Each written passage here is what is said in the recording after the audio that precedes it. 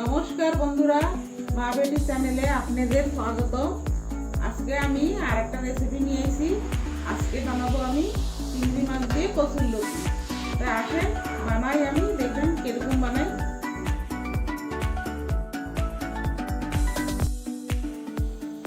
এই যে আমি এক পোয়া চিংড়ি মাছ নিয়ে নিছি, আর এই যে কচুরলতি, কেউ কচুরলতি বলে, কেউ কচুর বই বলে।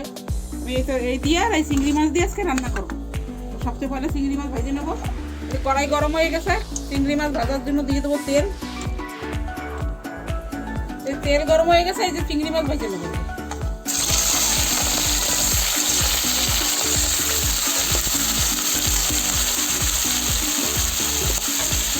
এই যে অল্প হলদি দিয়ে দেবো, আর অল্প একটু লবণ দিয়ে দেবো।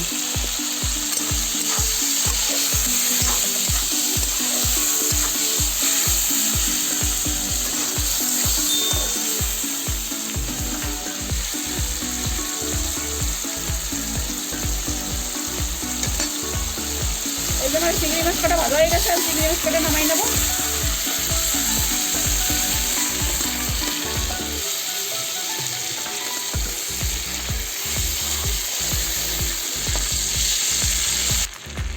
এই যে এই তেলের ভিতরে আমি আর একটু তেল দিয়ে দেবো।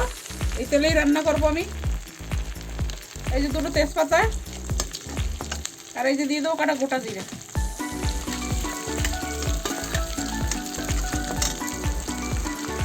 এই যে আমি 3টে পেস্ট কেটে নিয়েছি, পেস্ট সব আমি দিয়ে দেবো।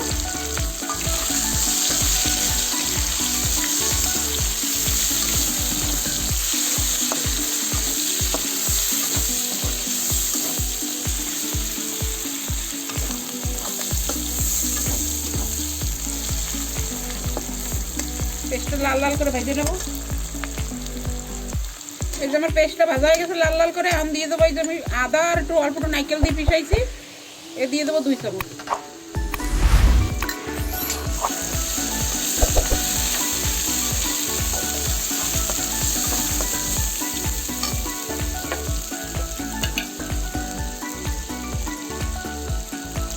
আধা চামচ দেবো ধনে পাউডার, আধা চামচ দেবো জিরা পাউডার, 1 চামচ দেবো মরিচের গুঁড়ো,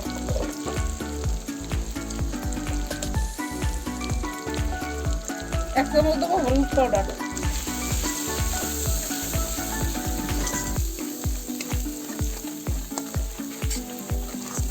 আর এই যে 2টো টমেটো কেটে নিছি, দিয়ে দেবো টমেটো।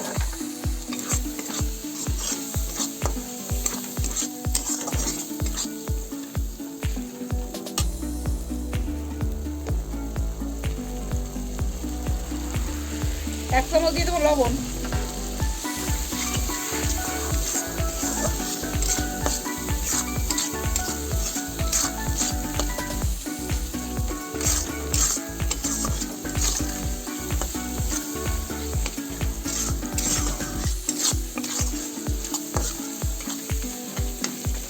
এই যে আমি এই কচুর বইগুলো দিয়ে দেবো।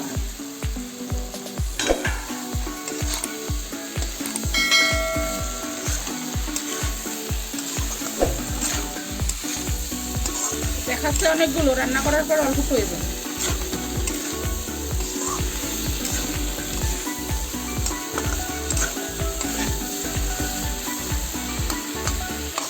আমি এগুলো একটু ঢেকে দেবো।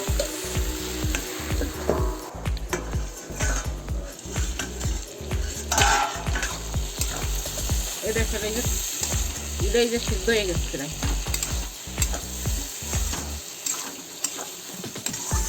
এর ভিতরে এখনই চিংড়ি মাছগুলো দিয়ে দেবো, দিয়ে আবার দাঁড়া চাড়া দিয়ে আরো ঢেকে দেবো।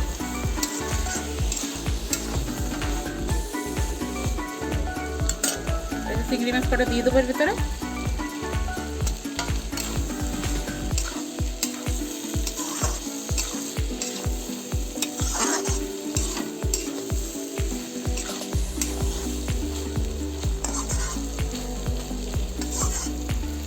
আর একবার ঢেকে দেবো। দেখি তো সবজিটা হচ্ছে দেখি।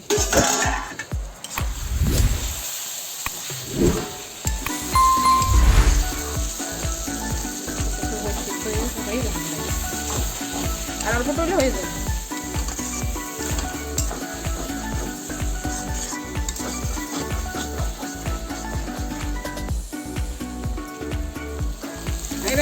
এই যে আমার কচুর বইটা হয়ে গেছে, এই যে চিংড়ি মাছ দিয়ে ভাজা ভাজা করছি, একদম একদম ভাজা ভাজাও না আর একদম ইয়েও না, গামাখা গামাখা একদম এই যে হয়ে গেছে। আমি অনেক গ্যাসটা বন্ধ করবো।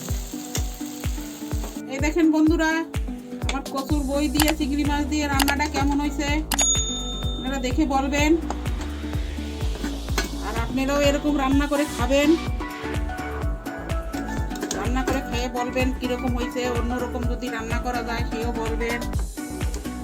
আর আমার চ্যানেলে থাকবেন নতুন,